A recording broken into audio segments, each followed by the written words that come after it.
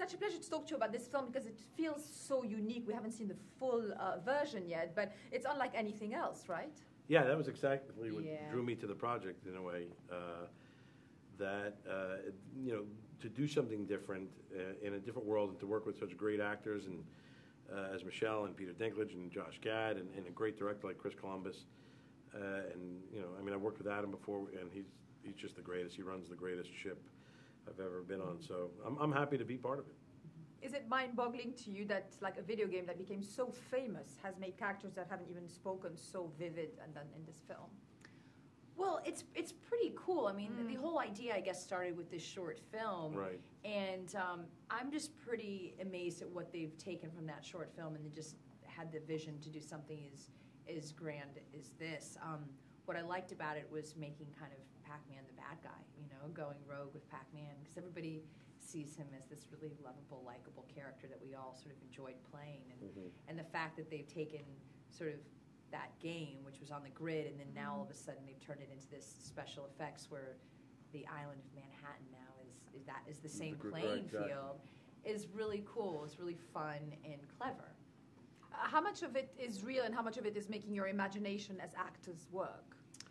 Wow. Wow. I mean, I would say 50% of it is real. I mean, the scenes disagree. that we have with each other. I would say 99.1%. You were 99.1, exactly. We're way off. Because it was... There's 1% imagination, and 99% of that stuff, for me, was there. Yeah, yeah. I mean, there's a lot of CGI. I was in lot. Frogger. You were in At a Frogger. certain part. No, yeah, you really have to do act. You know, I mean, it's weird to act with nothing in front of you, but the sets were massive, and the sets gave you that kind of that feeling, correct? And the scope of it. Right. And that's why, you know, a director like Christopher Columbus is so important and essential to making we had a movie. The best crew you could ever imagine.